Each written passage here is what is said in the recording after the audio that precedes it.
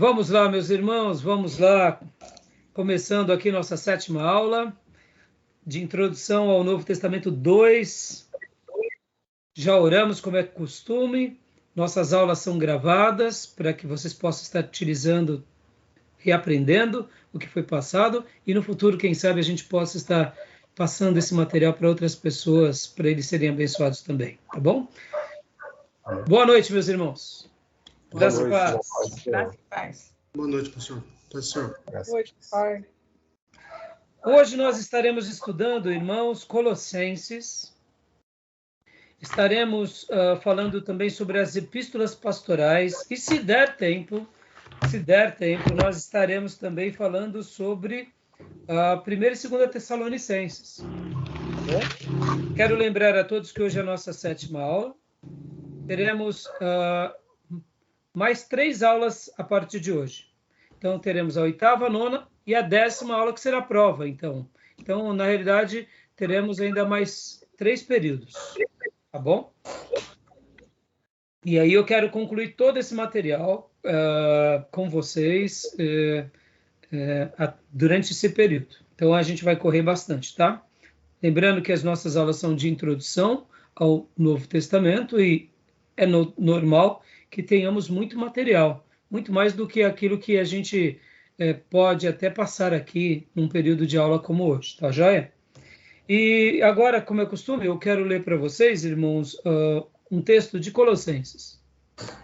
Quero ler aqui uma passagem que está em Colossenses, capítulo de número 2, versículo de número 6. Colossenses 2:6.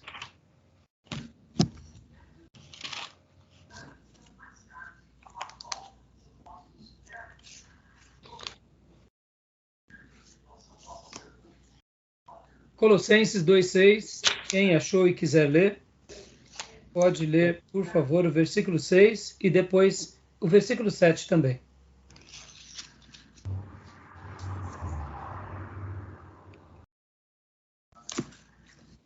Colossenses 2, 6 e o 7. Portanto, assim como vocês receberam Cristo Jesus, o Senhor, continuem a viver nele, enraizados e edificados nele, firmados na fé, como foram ensinados, transbordando de gratidão. Glória a Deus.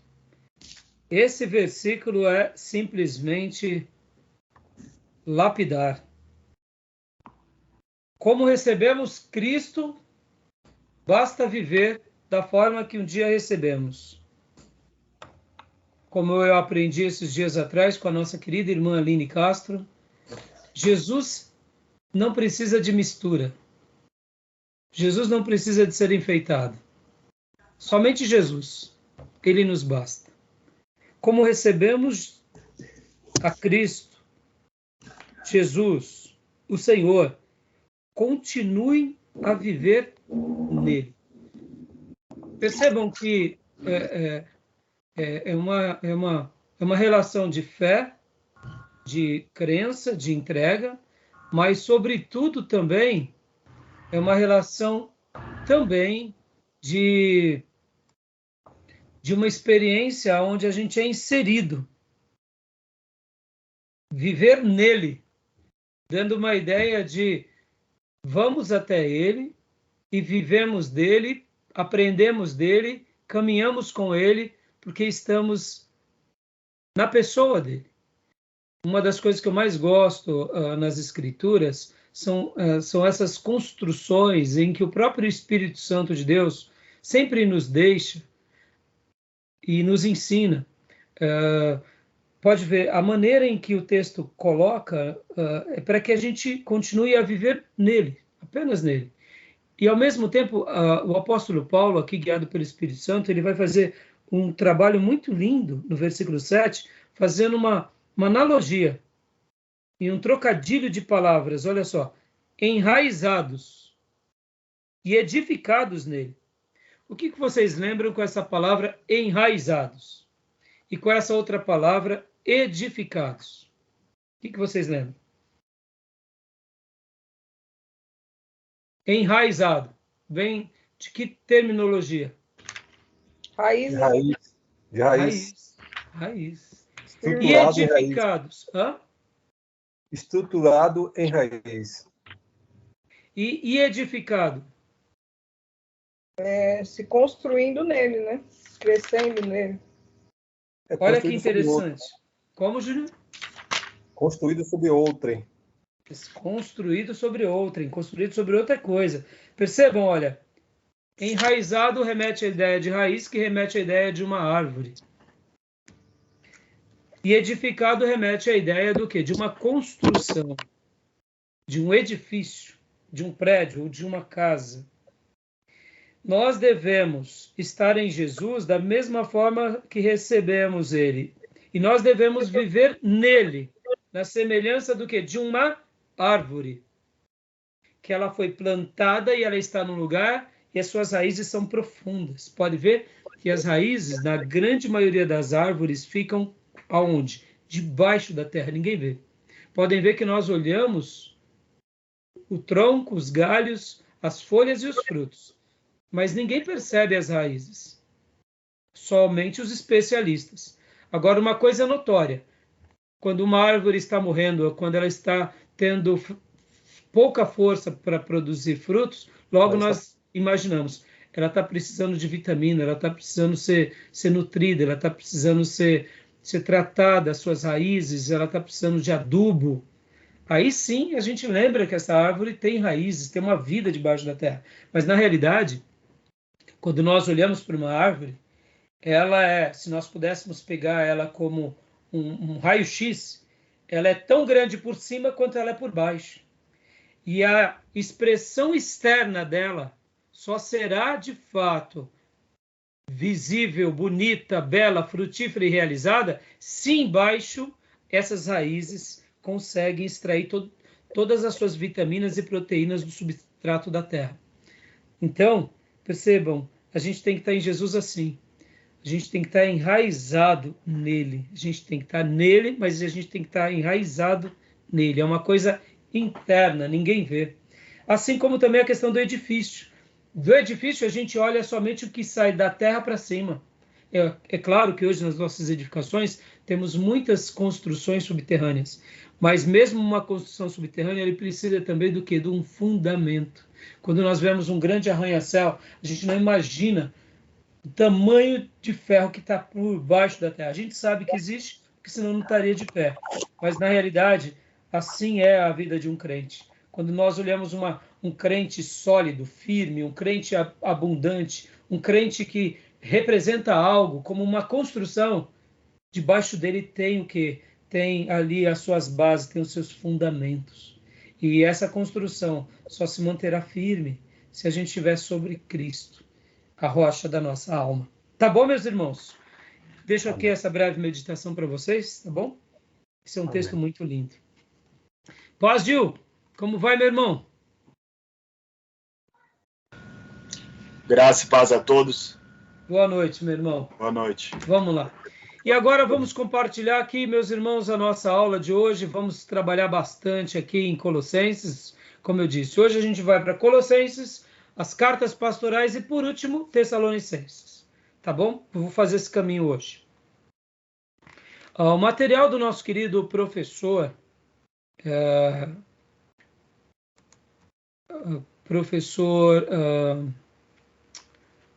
só um minutinho. Pastor professor Jair Ribeiro de Souza.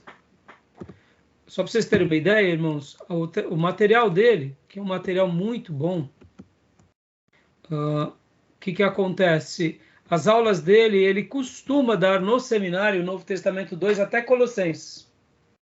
Então, para vocês terem uma ideia de como as nossas aulas aqui também estão sendo bem produtivas, trabalhamos bastante em Novo Testamento 1, toda aquela parte do período interbíblico, os Evangelhos e Atos, e agora começamos Novo Testamento 2 e estamos prosseguindo e quero acreditar que a gente vai concluir até Apocalipse. Caso realmente não tenhamos tempo hábil, e por que eu estou falando isso? Porque geralmente, até mesmo no seminário presencial, não conseguimos dar todos os livros do Velho Testamento nem do Novo Testamento, porque são muito muitos textos e muito material, tá, irmãos? Então, caso realmente a gente não consiga, até a última aula, concluir Apocalipse, não se preocupem, porque nós temos um módulo em teologia sistemática que é sobre escatologia. E lá a gente trabalha abundantemente sobre Apocalipse, tá bom? Mas eu acredito que, nem que for uma breve pincelada, a gente vai dar em Apocalipse, tá? Então vamos lá, meus irmãos. Tá funcionando bem a internet de vocês? Tá tudo jóia? Beleza? Ótimo, então. Se os irmãos quiserem deixar as câmeras abertas, é melhor, tá bom? E agora a gente vai para o nosso material aqui, para o livro-texto. Ou melhor, para os slides. Lembrando que os nossos livros-textos utilizados são esse, Panorama do Novo Testamento, que é o livro do Robert H. Gundry, e o outro livro que é do pastor Enéas Torini do Bentes, que é Janelas para o Novo Testamento. E a gente vai estar trabalhando hoje, nós estaremos trabalhando mais no livro do Gundry e nos slides do professor Jair. Tá joia? Então vamos lá. Colossenses. Colossenses, aspectos históricos, culturais e teológicos. Tá bom? A pauta de hoje, a cidade de Colossos, a igreja de Colossos, informações sobre essa carta, texto-chave, os perigos do gnosticismo e judaísmo, a defesa contra o gnosticismo, a defesa contra o judaísmo e um esboço. Lembrando que na aula da semana passada, que nós trabalhamos sobre Filipenses, eu mencionei que aquela igreja praticamente não tinha um problema. Possivelmente os judaizantes tinham só passado ali por perto. Então Paulo faz uma menção sobre aqueles que são inimigos da cruz de Cristo. O único problema que aquela igreja sofria, assim, como ataque, era uma situação de contenda e de falta de harmonia entre duas irmãs. É claro que os judaizantes também possivelmente passaram por ali, por isso que Paulo faz aquelas recomendações. No entanto, nós não notamos assim que aquela igreja sofreu muito com os judaizantes, já que a igreja dos Colossos, dos nossos irmãos de Colossenses, ela sofria um pouco mais. E é normal que uma igreja que está sofrendo um pouco mais os ataques de uma certa influência doutrinária, o apóstolo trabalharia isso com mais critério. Então, deixa eu dar uma explicação bem breve aqui. A igreja dos Filipenses, haviam, sim, falsos ensinos que cirandeavam e chegaram naquela igreja. Não tenha dúvida disso. No entanto, pensem na seguinte situação. Aquela igreja dos Filipenses, eles eram bem maduros. Assim como a igreja de Tessalônica também era uma igreja madura. E a igreja de Bereia era uma igreja que buscava sempre ouvir tudo que os apóstolos falavam, confirmando com a palavra. Enquanto Paulo ia pregando, eles iam vendo nos textos se realmente batia o que Paulo falava. Numa igreja como essa, fica muito mais difícil de uma seita entrar. Numa igreja como essa, uma heresia, ela vem, mas da mesma forma que ela vem, ela não acha morada, ela não acha ouvintes que gastem tempo refletindo sobre a heresia. Por quê? Porque se pressupõe que era um povo mais maduro. Então, numa igreja mais madura, as besteiras, elas quase não crescem. Elas podem até chegar, mas elas não acham terreno fértil para crescer. Agora, numa igreja, como foi o caso da igreja aos Gálatas, que eles oscilavam com muita frequência, e lembram que o povo da Galácia era um povo que era muito oscilante, já era da característica daquele povo ser um povo oscilante, como a onda do mar. Como nós brasileiros somos um povo muito, eu diria, muito ingênuo num primeiro momento. A gente acredita em qualquer ladainha, em qualquer conto da carochinha. O brasileiro é assim. Ele é muito crédulo e, ao mesmo tempo, ele se entrega a muitas besteiras. É um povo trabalhador, é um povo... Mas o senso crítico brasileiro não é muito elevado. E se a gente contar ainda algo que realmente pegue as emoções das pessoas, aí pronto. Aí pronto, aí a gente já tem ouvinte. Ou seja, o terreno fica bem fértil para a gente enganar as pessoas. Entre outras culturas, é um pouco diferente. Entre os europeus, eles são mais reflexivos. Os japoneses são mais reflexivos. É da cultura deles. Então, você conta uma história, eles já olham assim e já questionam. Esse questionamento livra eles de outras coisas. Então, o povo da igreja de Filipenses não era assim, não permitia com que o terreno ficasse pronto para as heresias. Já o povo da Galácia, sim. Pode ver que o povo de Corinto, como nós aprendemos, eles já sofriam de outro mal. Eles gostavam muito das vidas erradas, gostavam muito das contendas, das fofocas, das divisões. Ou seja, o terreno deles era um terreno de contendas, era um terreno de novela. Vamos falar aqui. Os corintianos eram noveleiros, eles gostavam coisa de novela, coisa de mulher que gosta de fofocar, de falar, coisa de brasileiro, vamos dizer. Pode ver que uma das coisas que a gente sofre na igreja é o quê? Fofoca. É o irmão que fala demais, é o dom da língua estranha, né? Dom da língua comprida. Porque o povo é assim, o povo é brasileiro. Gosta de falar. E por isso que a gente até sofre com isso na igreja. Né? E a gente precisa de orar e precisa ser reprogramado. Agora aqui em Colossos, eles estavam sofrendo um pouco mais por causa dos judaizantes e um pouco mais também por causa do gnosticismo.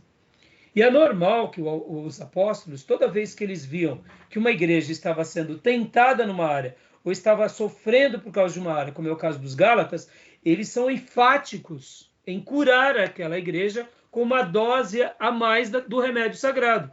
É o que o pastor faz, irmãos. É o que o pastor faz.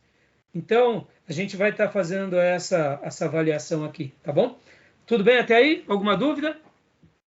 Ao que eu acabei de falar? Graças a paz, pastor Johnny. Tudo bem, pastor, irmãos? Graças a paz. Então, tranquilo? Alguma pergunta? Não? Vamos lá, então, para os nossos slides. Então, aqui, irmãos, ó, é o mapa, né? Da Ásia Menor, Anatólia, né? Aquele canto da Ásia que nós chamamos de Ásia Menor. E aqui a gente está vendo várias cidades, né?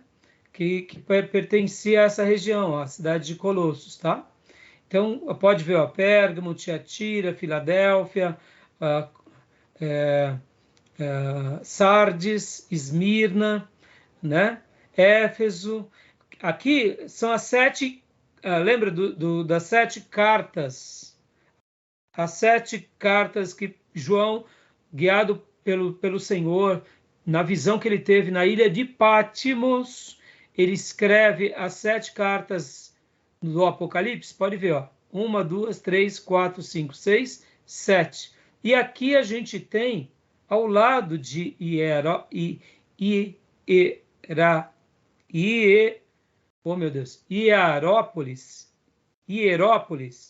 nós temos também a Laodiceia e Colossos, tá vendo? Colossos aqui. Então, percebam, aqui é a ilha de Pátimos, tá vendo, meus irmãos? Onde o grande apóstolo João ficou preso. Aqui era uma ilha de prisioneiros que eles ficavam quebrando em pedras para o Império Romano. Ou seja, um castigo horroroso, né? Tá bom? Então, esse daqui é um pedacinho. A igreja em Colossos. A igreja em Colossos. Quem quer ler para nós? Fique à vontade.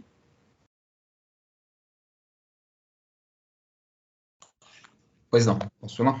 Pode ler, pastor Johnny, por favor. A igreja em Colossos. A igreja em Colossos deve ter sido fundada por Epáfras, mas é apenas uma dedução de Colossenses 1, versos 7 e 8. É provável que Paulo nunca tenha estado em Colossos, Colossenses 2:1. O que sabemos com certeza é que a mesma estava sob a liderança de Epáfras, como também ocorria com as igrejas de Laodiceia e Hierápolis, Colossenses 4, 12 ao 13. Dá uma pausa aqui, pastor, rapidinho, eu vou ler para vocês, ó. 1, 7 e 8. Vocês o aprenderam de Epáfras, nosso amado cooperador, fiel ministro de Cristo para conosco, e que também nos falou do amor que vocês têm no Espírito. E aqui 2:1. quero que vocês saibam quando estou lutando por vocês, pelos que estão em Laodiceia e por todos que ainda não me conhecem pessoalmente. E o 4, 12 e 13. Epáfras, que é um de vocês e servo de Cristo Jesus, envia saudações.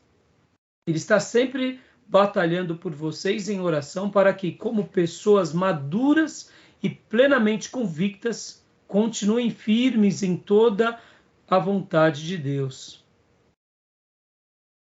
Dou testemunho de que se esforça muito por vocês e pelos que estão em Laodiceia e em Hierápolis. É ruimzinho de falar, né? Um trava-língua. Então, o nosso querido irmão Epáfras possivelmente era o líder e fundador dessa igreja. Agora, olha que interessante. Paulo não chama ele de pastor, né? Chama ele de cooperador e de ministro. E eu quero lembrar para vocês que a palavra ministro, o que significa ministro, Júnior?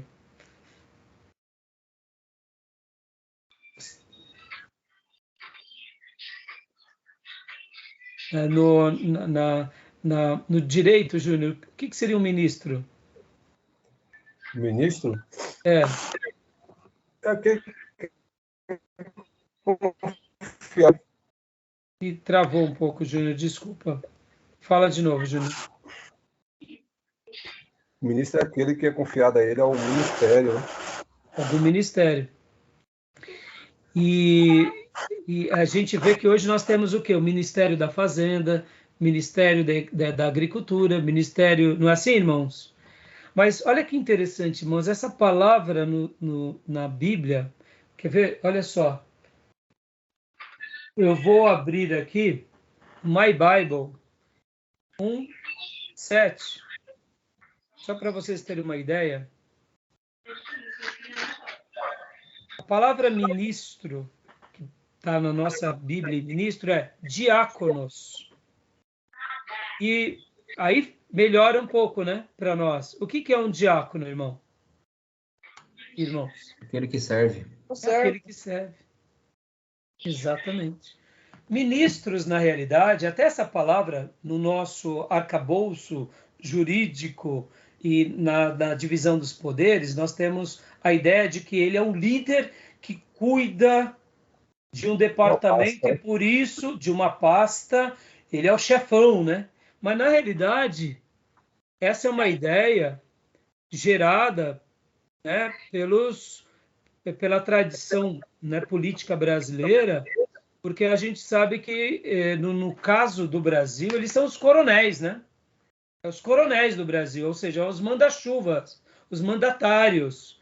Mas, na realidade, nunca era para ter sido assim na democracia, viu, irmãos? Diferente dos Estados Unidos, né? Então, aqui era para ser igual lá, como em qualquer democracia, né, Júnior? Por quê? Lá é secretário nos Estados Unidos, né?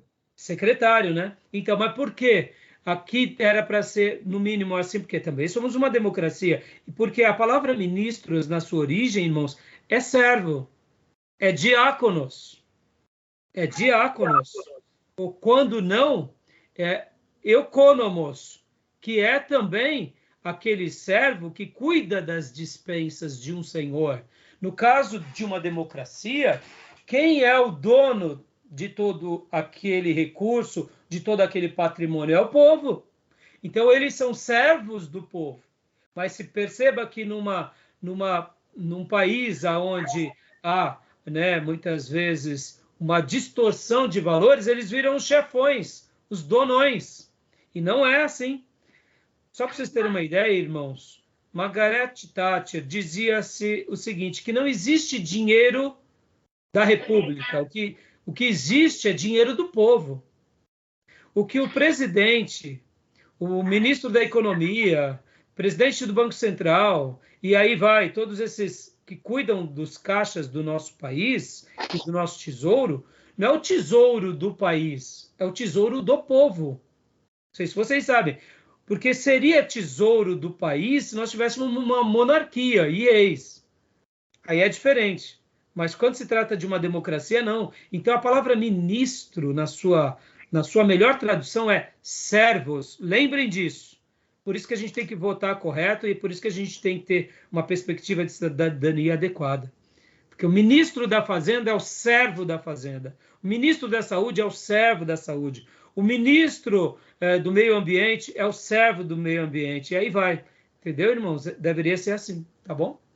Então, só quis fazer esse comentário para enriquecer vocês, porque Epáfras, Paulo chama ele de cooperador, Paulo chama ele de diácono, ou ministro nesse sentido, que é o diáconos, é aquele que executa o trabalho de alguém. Na semelhança de um garçom, na semelhança de um mordomo. Guardem isso, irmãos. Como fez para Josué, né? Oi? Josué tinha essa função. Moisés delegou para ele, né? Ele era servo de Moisés, né, Júnior? Moisés. Irmãos? E saibam disso, irmãos. Quem não serve para servir, não serve para nada. Na igreja, as pessoas querem fazer algo para serem chefinhos. Mas Deus nos separa para sermos servões, não é nem servinhos. Maior que serve, né?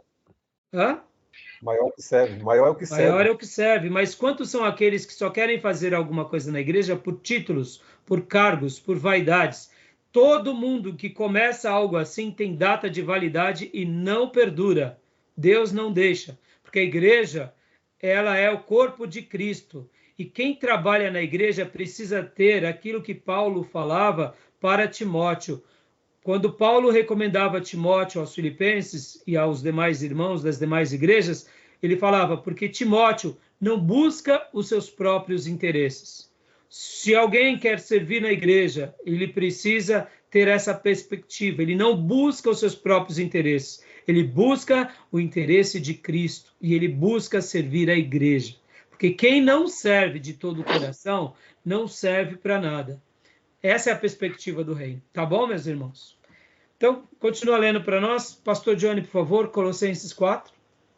E quem não trabalha, dá trabalho, né? Opa, muito boa frase também, pastor. Quem não dá trabalho, dá trabalho. É isso mesmo. E quem trabalha, acrescentando, né, pastor? Com as motivações erradas, Deus retira. Porque Deus não é homem para que minta, nem filho do homem para que se arrependa, e também Deus não recebe aquilo que nós fazemos, vamos dizer assim, para nossa glória, né, irmãos? Porque se alguma coisa a gente vai se gloriar, gloriemos-nos no Senhor, né? Pode ver, irmãos, quem começa com motivações erradas, para. E quem não trabalha, dá trabalho. Bem lembrado, pastor Johnny. Pode continuar lendo. Vamos lá. Colossenses 4 e Filemão 23 nos dão a entender que Epáfras estava preso juntamente com Paulo. Essa circunstância comum às 4 cartas faz com que haja alguma semelhança entre elas, principalmente entre os Efésios e Colossenses. Exemplo, Efésios 6, 21 a 22 e Colossenses 4, versos 7 e 9 e Filemão 10, 20. É isso mesmo? 10, 23, 24. Isso aí. Isso, é isso aí. No caso, seria... Versículos, né? Os versículos, tá bom? Então, Paulo fica junto com Epáfras preso, tá bom, meus irmãos? Continuando aqui, a carta aos Colossenses. Autores. Paulo e Timóteo, conforme 1 e 4:18. Só mais uma pausa aqui, pastor, por favor. Lembrando que Timóteo é coautor com Paulo, como eu já mencionei nas outras cartas. Ele é coautor com Paulo, e assim como também Silas, Silvano, também são coautores, e Sóstenes são coautores. Logo, há quem diga que também Timóteo poderia ser chamado de apóstolo por esse prisma, assim como também Silvano, Silas ou Sóstenes.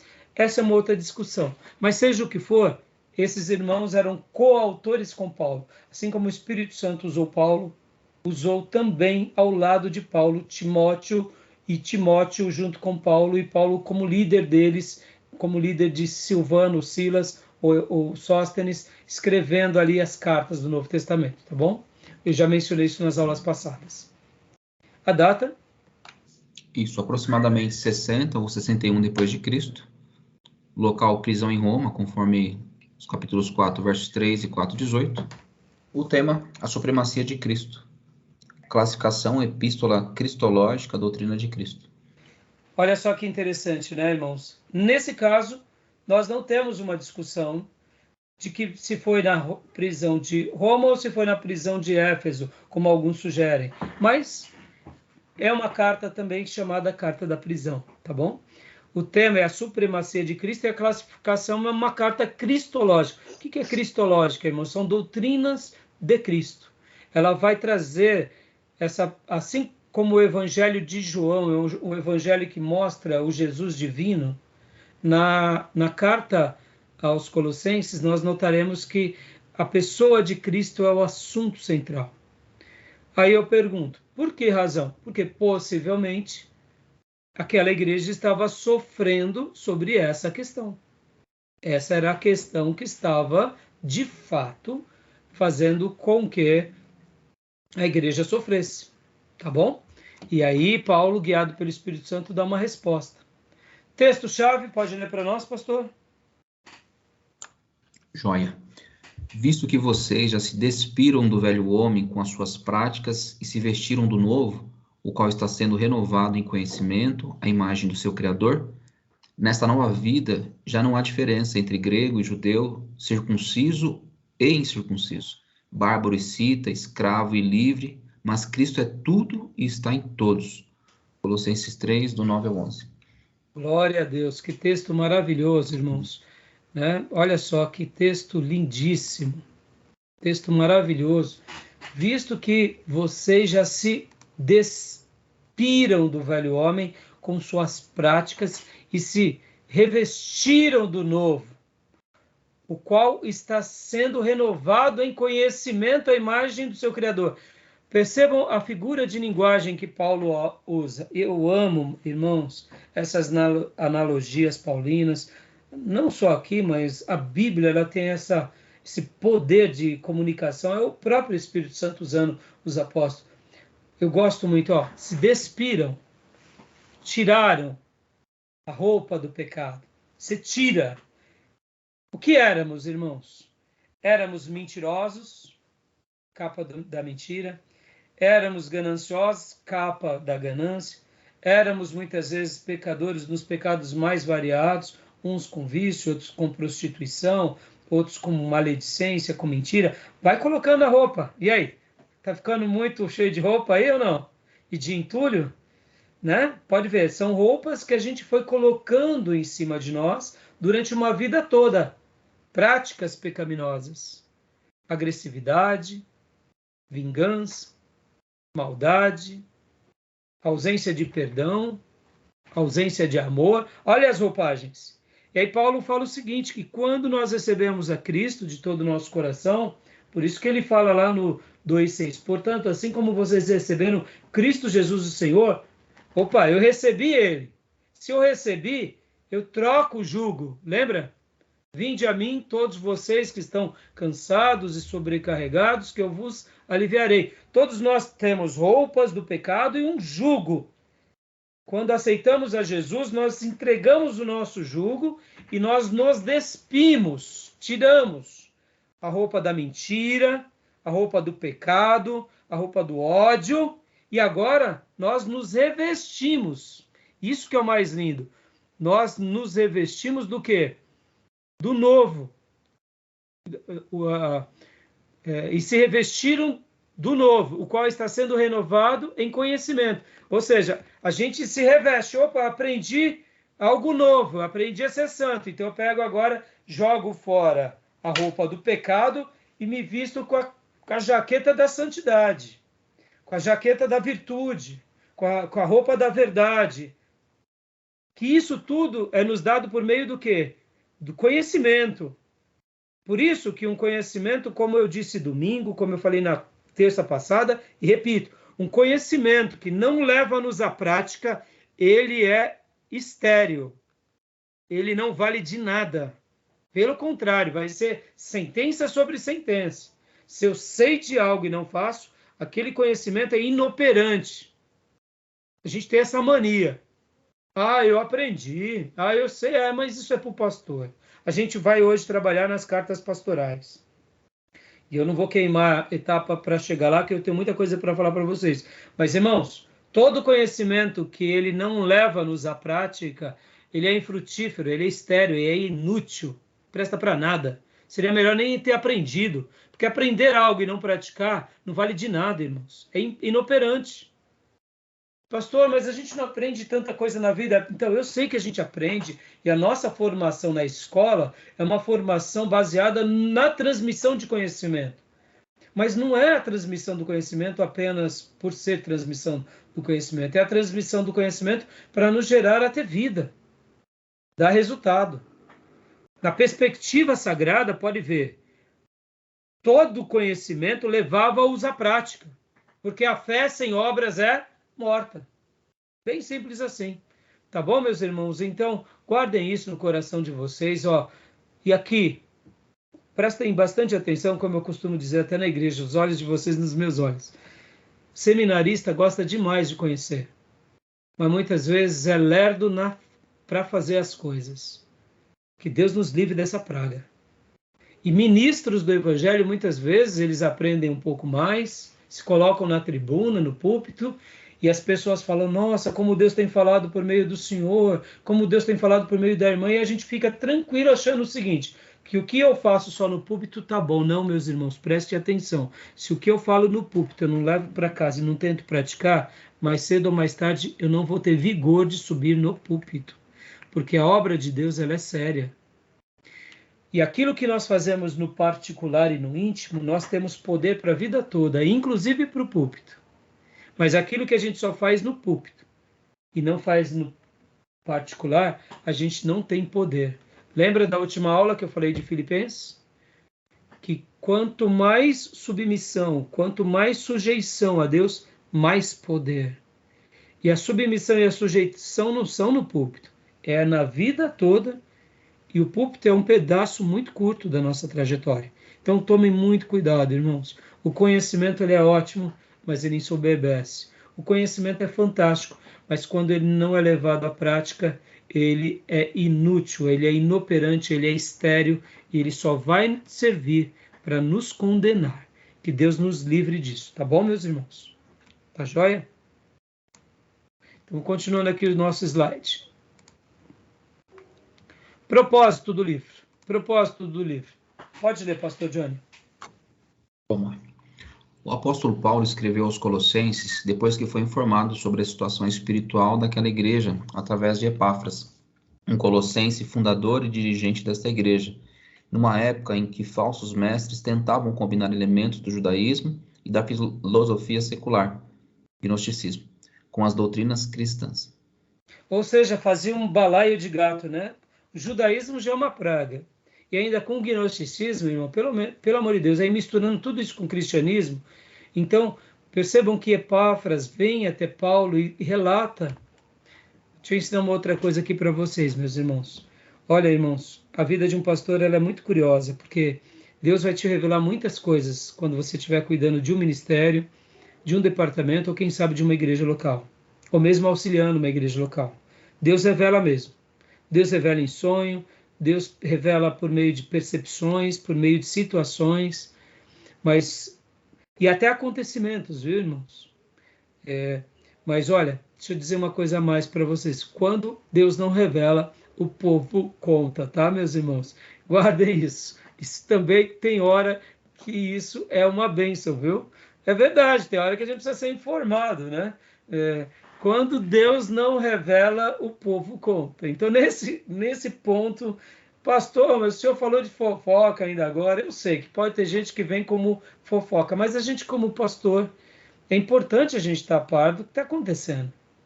Em parte conhecemos e em parte profetizamos. É quase isso. É quase isso, pastor. Quase isso. Né? Mas é bom a gente saber, irmãos. E é bom que... Aqui, deixa eu ensinar uma coisa.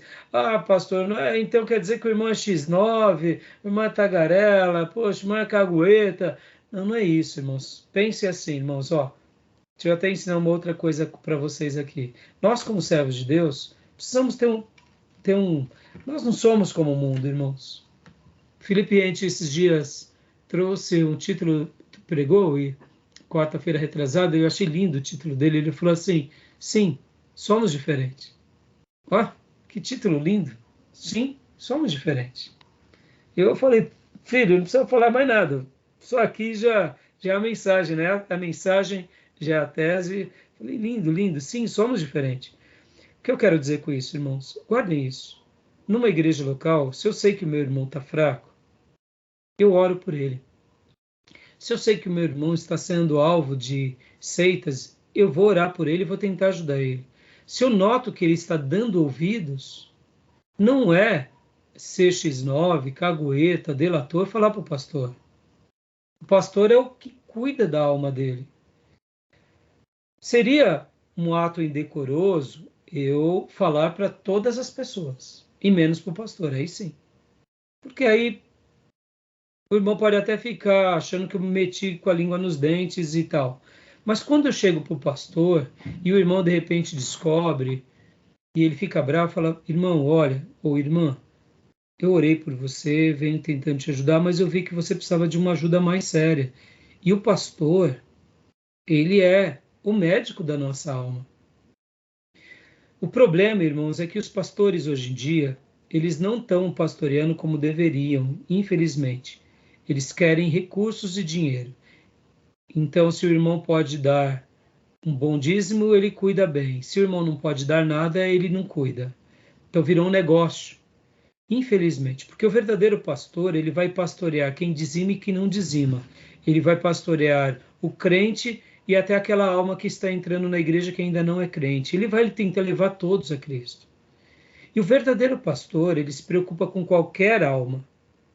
E aquela alma que está sofrendo, e por acaso o pastor não soube, porque Deus não quis revelar, nenhum problema o irmão chegar e falar para o pastor, como foi o caso de Epáfras aqui. Isso é amor também dos obreiros e dos irmãos, então ensinem isso.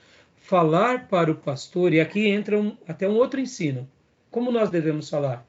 Devemos falar sim e ensinar entre os irmãos. O pastor é o médico da nossa alma. Quem é que semanalmente dá comida para a alma dos irmãos? É o Pai de Santo? É o Padre? É o Buda? É o líder lá do budismo? Ou é o pastor? É o pastor. Não é assim, irmãos? Ou eu tenho quem cuida de mim, ou eu não tenho. Eu vejo que o pastorado recebe esse... O pastor não é só um professor.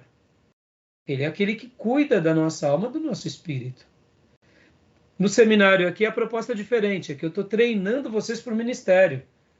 E com a permissão dos pastores de vocês, no caso aqui do Dione e do Júnior, por isso que quando vocês entraram para esse seminário, vocês pediram cartas das igrejas de vocês e dos pastores de vocês, recomendando vocês, debaixo da autoridade do pastor de vocês, para eu cuidar de vocês.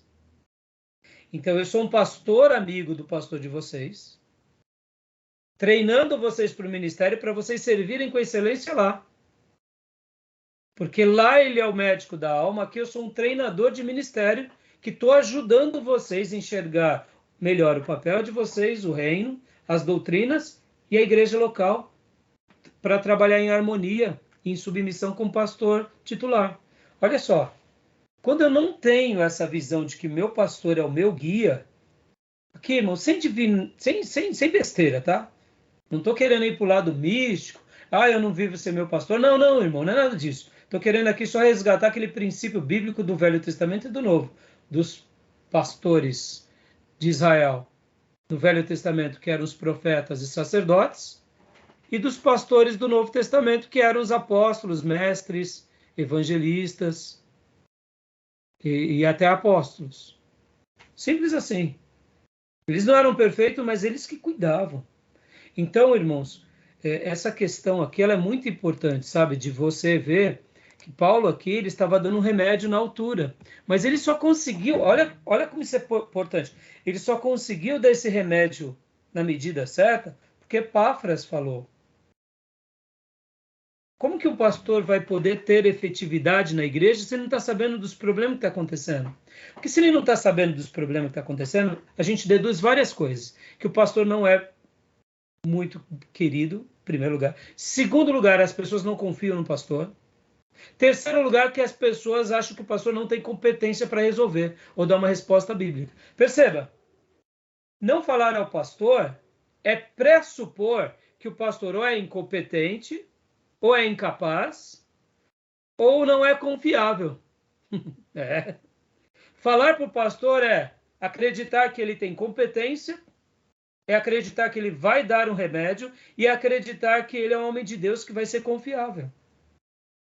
Percebe, irmãos, que a igreja precisa a cada dia, e vocês estão aqui para quê? Para elevar esse compromisso, essa beleza, sabe? Como eu disse, irmãos, Deus não vai permitir a gente saber de tudo. Sabe por que também Deus não vai deixar nós sabermos de tudo? Até mesmo no dia a dia da igreja, irmãos?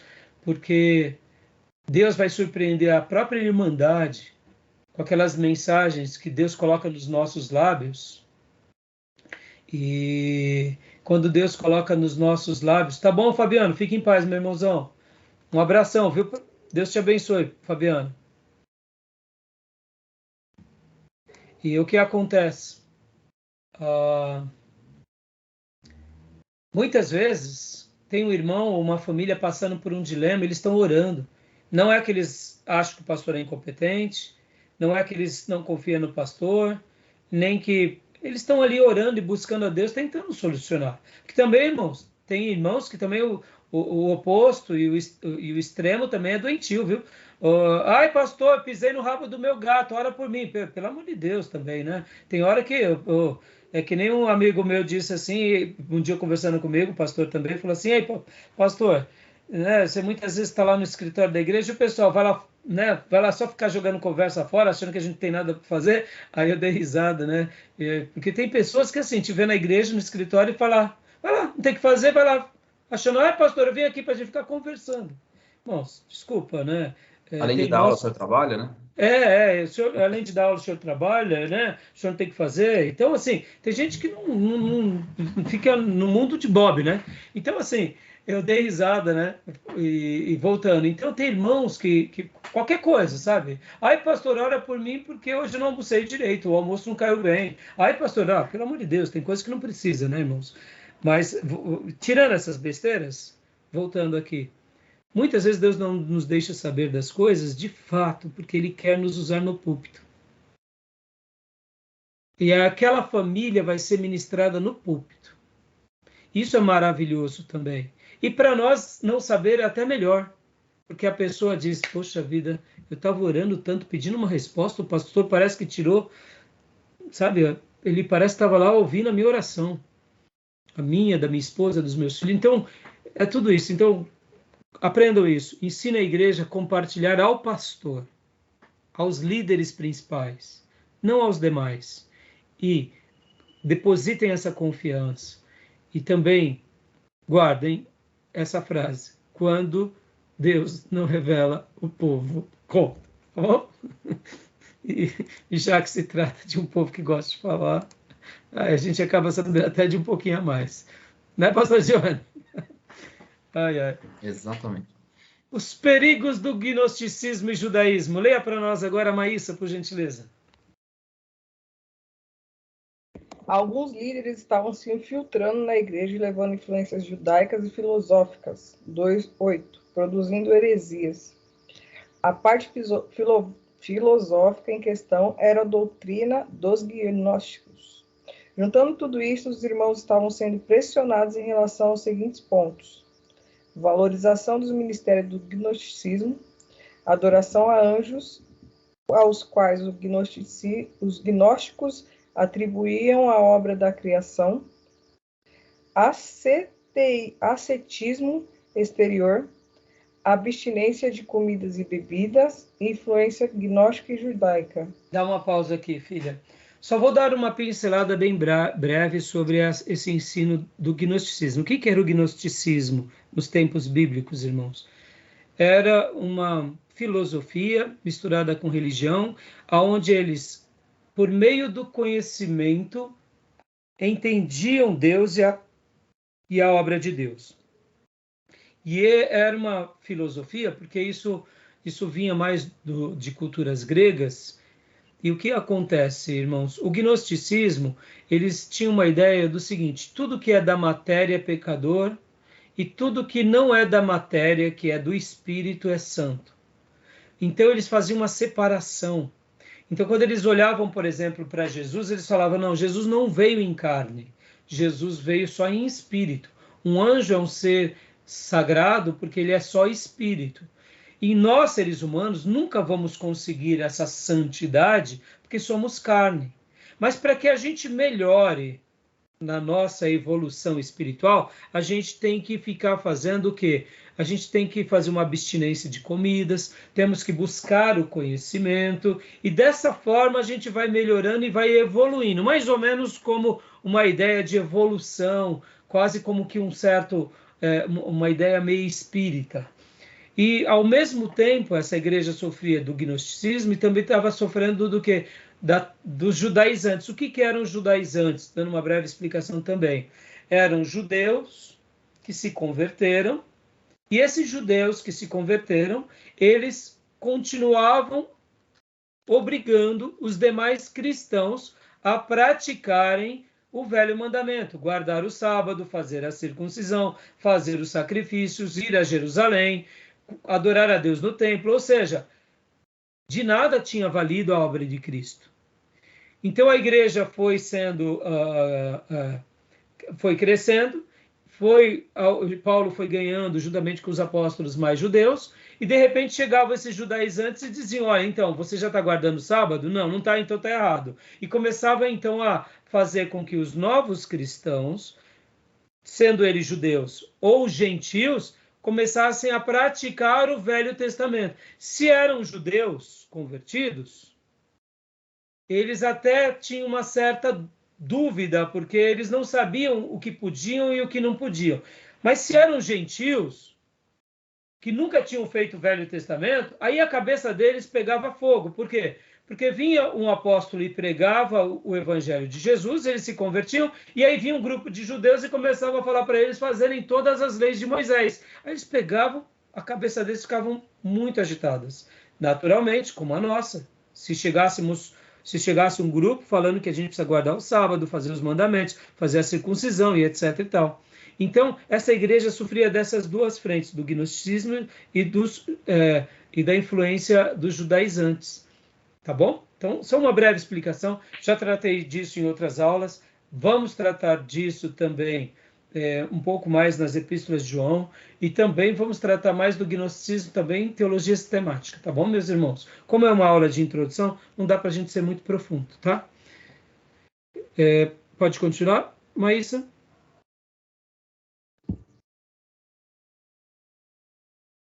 Por favor. Pronto. A influência judaica estava levando a igreja à observância da lei mosaica, prática da circuncisão, comemoração das festas judaicas, guarda do sábado. Ou seja, irmãos, imaginem vamos imaginar hipoteticamente aqui, nós estamos aqui, né, em Ferraz de Vasconcelos. Eu estou em Poá, vocês aqui, a maioria está entre Ferraz, Poá, Suzano, Goianás, estamos aqui no Alto Tietê. De repente chega um grupo na nossa igreja e fala, vocês estão guardando o sábado? A gente, guardando o sábado? Não, porque se vocês não estiverem guardando o sábado, vocês estão em pecado. Pastor, nós estamos em pecado. E aí, mas aonde está isso? Aí ele abre textos do Velho Testamento.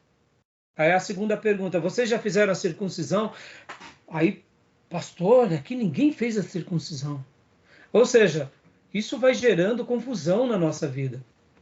E nós sabemos que isso foi o que aconteceu logo no início da igreja. Os judaizantes fizeram isso, mas os apóstolos ainda estavam vivos e de forma cirúrgica,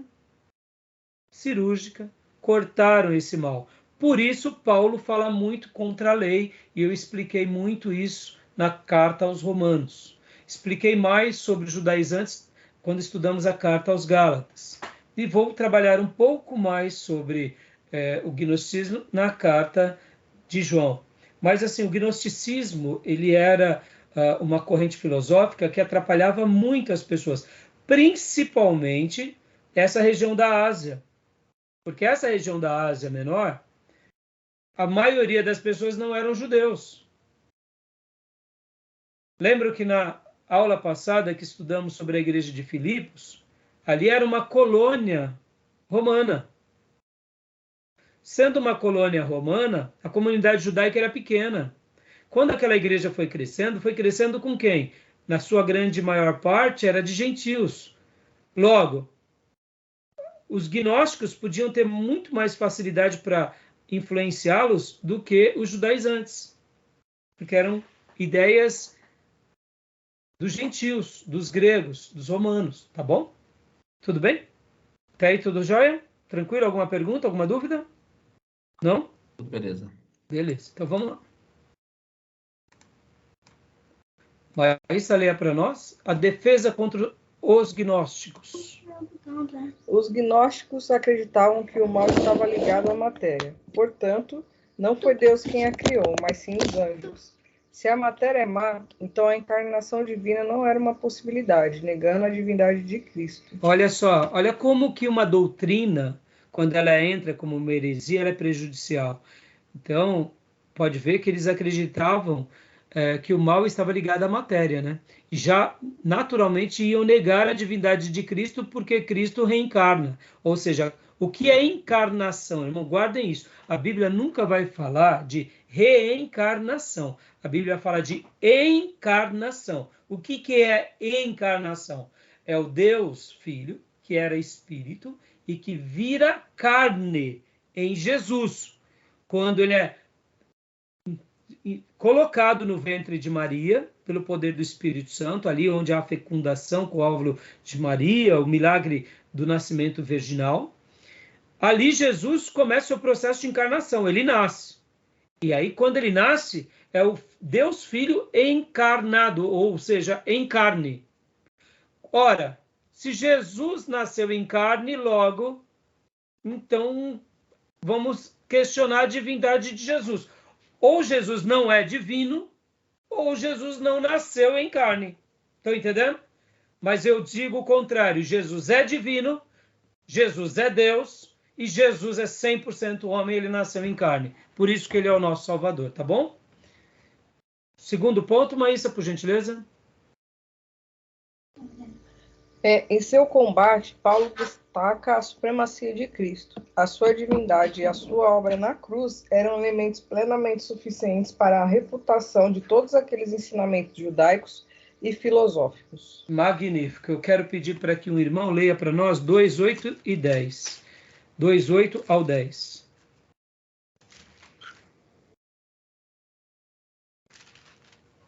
Pode ler, pastor? Por favor, pastor. Tenham cuidado para que ninguém os escravize a filosofias vãs e enganosas, que se fundamentam nas tradições humanas e nos princípios elementares deste mundo e não em Cristo. Pois em Cristo habita corporalmente toda a plenitude da divindade. E por estarem nele, que é o cabeça de todo poder e autoridade, vocês receberam a plenitude. Maravilhoso esse texto. Amém, meus irmãos? Texto maravilhoso. Maravilhoso.